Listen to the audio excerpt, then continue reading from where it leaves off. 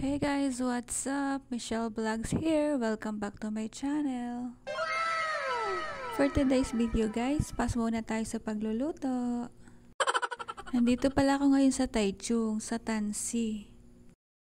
May appointment kasi ako ngayon sa Pinoy Derma. Oo, tama, Derma. Magpapaganda tayo, baka sakaling may pag-asa pa. Alam mo yung hindi nga ako nabudol sa sapatos pero mas malaki naman yung naging gastos, nabudol ako ng Derma. Nilatagan nga nila ako ng promo kaya ano pa baga, budol is real kaya ano pang magagawa, bayad na eh. Ayan nga guys, ang first na pinagawa natin ay Glutadrip. Magpapaputi tayo. Baka sakaling may pag-asa pa, wala namang mawawalang umasa. Hindi, joke lang, hindi ko naman kailangang pumuti.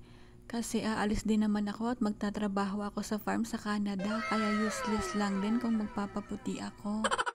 Kaya ako nga pala kinuha yung Glutadrip hindi dahil para magpaputi, kundi dahil meron na rin siyang liver protection. Ilang years na rin kasi nung magkasakit ako sa atay, na-damage daw yung atay ko nang dahil sa kakainom. Oo tama, hindi ka nagkakamali sa pagkakatinig guys, sa pag-iinom. Dati kasi nung nasa kanon pa ako, ang lakas kong mag-inom, parang tubig lang sa akin ng alak. Oo, as in, promise. At dahil Monday to Friday ang pasok namin noon, Saturday to Sunday, edi syempre, walwal days. Dati kasi wala naman akong pakialam sa lahat.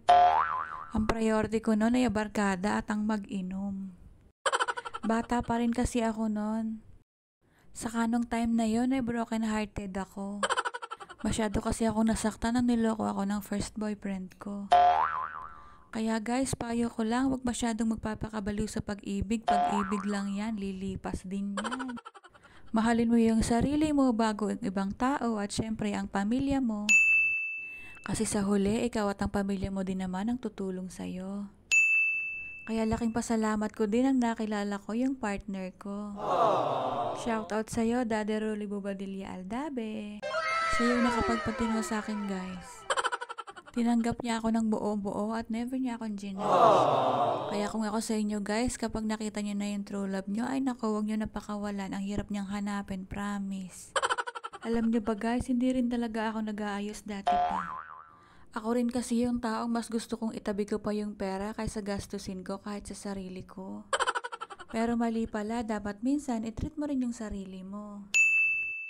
Nakontento na rin kasi ako sa kung anong meron ako.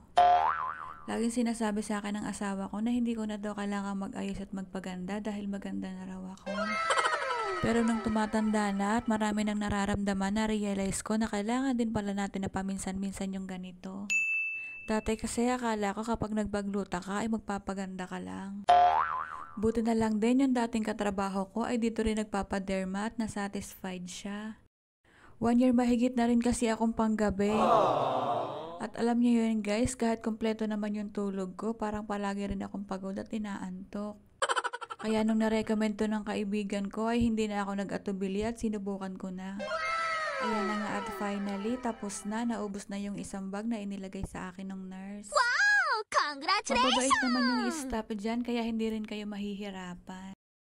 Approachable sila, kaya kahit takot ka sa karayom, kagaya ko, ay hindi mo mararamdaman yung sakit. Tapos na nga ako magpaturok ng gluta at eto at magpapafacial naman tayo. Hindi na nga ako nakapag-video dyan kasi nahihiya yung staff, ayaw niyang humarap sa camera, kaya sabi ko, ako na lang. Sobrang dami at ang lalaki rin kasi ng blackheads ko, kaya ayan, nagpa-facial na ako. After 30 minutes na pakikipaglaban sa mga blackheads ko, ayan tapos na. Nilagyan lang ako niya ng facial mask para daw kahit papano lumambot at ma-relax yung mukha ko. Ang ganda guys, sobrang lambot ng mukha ko. Medyo nangitim nga lang kasi dinukot-dukot niya yung mga butas. After nga ng facial ay nagpa-underarm hair removal and whitening na rin ako. Hindi ko na naipakita kasi bawal daw. Yun lang kasi talaga dapat yung ipapagawa ko dyan. May bukol kasi yung kaliwang kamay ko, hindi ko alam kung bali ba siya o merong cyst. Nahihirapan kasi akong magbunot. Kaya naman napilit din ako ng asawa ko na ipaderma ko na nga lang daw. Tapos na tayo magpaderma guys, budol is real, uwian na. Tok na ako guys, pero hanggang ngayon hindi pa rin ako makatulog.